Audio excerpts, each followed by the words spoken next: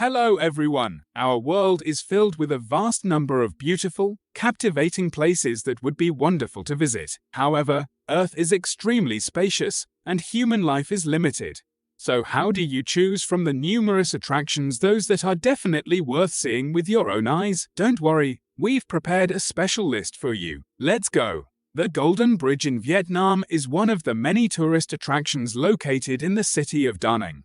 The 150-meter-long Golden Bridge is definitely worth a visit, even if you're not particularly inclined towards visiting bridges.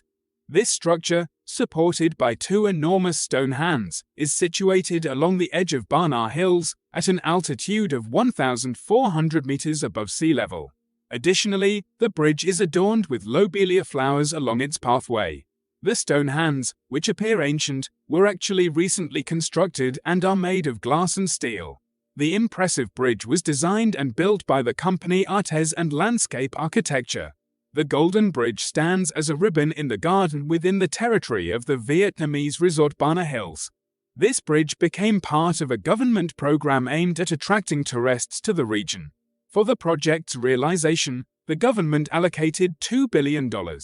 In the future, authorities plan to build another golden bridge nearby. The Perito Moreno Glacier, also known as the Silver Glacier, is located in the national park in the province of Santa Cruz in Argentina. It's one of the most breathtaking tourist attractions in Argentine Patagonia. Here, the silence is only interrupted by the crashing of massive ice blocks breaking off from the main glacier and forming huge icebergs. The glacier, covering an area of 250 square kilometers, moves at a speed of about 2 meters per day. The age of this immense ice mass is around 30,000 years, and its color amazes with its incredible blueness. During the period of global warming, the growth of this glacier is impressively compensated. Hundreds of thousands of tourists visit here annually to witness this natural wonder. Special convenient trails on stilts have been built nearby to minimize damage to nature. It is said that visitors near Perito Moreno hear a constant cracking, as if a giant ice machine is churning. The Butterfly Reserve. Millions of monarch butterflies migrate from Canada to the central highlands of Mexico every winter, creating a huge congregation of insects. Imagine a forest of butterflies. In 1940, Canadian entomologist Fred Urquhart and his wife Nora Arcade began studying the migration routes of monarch butterflies. Scientists discovered numerous wintering sites in the United States but noticed one interesting feature. After arriving in Texas, the butterflies unexpectedly disappeared, and in 1975, a large cluster of butterflies was discovered in the mountains of the Mexican state of Michoacan, where they spent the winter. Since then, these peaks have become a true tourist attraction. Today, to protect these beautiful insects, the highlands have been included in UNESCO's World Heritage List. The Mexican Parliament also strives to legislatively protect this place, and today the mountain has the status of a National Biosphere Reserve. In the winter months, all the trees change their color from green to orange due to the huge congregation of butterflies. Iceland and the Northern Lights. Iceland is an amazing country with unique nature, thousands of waterfalls, geysers, and the best football fans in the world. But the main attraction is, of course, the Northern Lights. It can be seen on the continent, in Norway or Finland, but when people talk about the Northern Lights, they mean Iceland. And when they talk about Iceland, they mean the Northern Lights. This amazing cosmic spectacle can be observed from late August to April, and often it's enough to just step out onto the balcony. Even the abundance of artificial lighting won't hinder enjoying the bright light show in the dark Icelandic sky. Machu Picchu.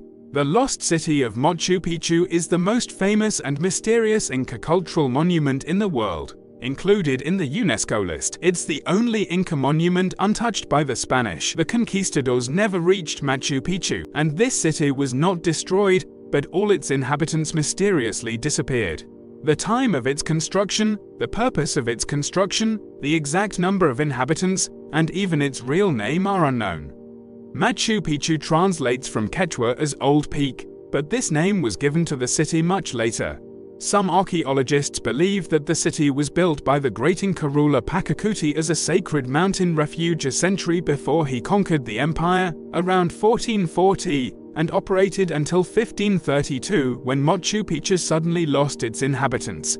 For over 400 years, the city remained forgotten and deserted until it was discovered by American explorer Professor Hiram Bingham on July 24, 1911. Today, Machu Picchu has become the center of world tourism. However, only 2,500 people can visit the ruined city per day. Such restrictions were introduced to preserve it. Mount Taizé. Enshrouded in mist, the towering peaks of Mount Taizé make an incredibly strong impression because there is nowhere else on Earth quite like it. The name of these mountains translates as Sons of Heaven, and it's not by chance, as these huge columns, reaching heights of up to 800 meters, literally seem to hover in the air, connecting the sky and the earth. The rocks rise above the tropical forest, and there are numerous waterfalls and a gigantic cave system present. Some stalactites are limestone, but most are formed from quartzite. These quartzite rocks were formed over millions of years due to the sedimentation of sand at the bottom of an ocean that disappeared more than 380 million years ago. Seeing Mount Taizé means not only enjoying beautiful views but also touching ancient times. Antelope Canyon. A magical and mysterious place that could only have been created by nature. This is Antelope Canyon, located in the southwest of the United States, in the state of Arizona. The canyon got its name because of the reddish walls resembling the skin of an antelope. Over the course of several centuries, water and wind have eroded the red sandstone to depths of several hundred meters.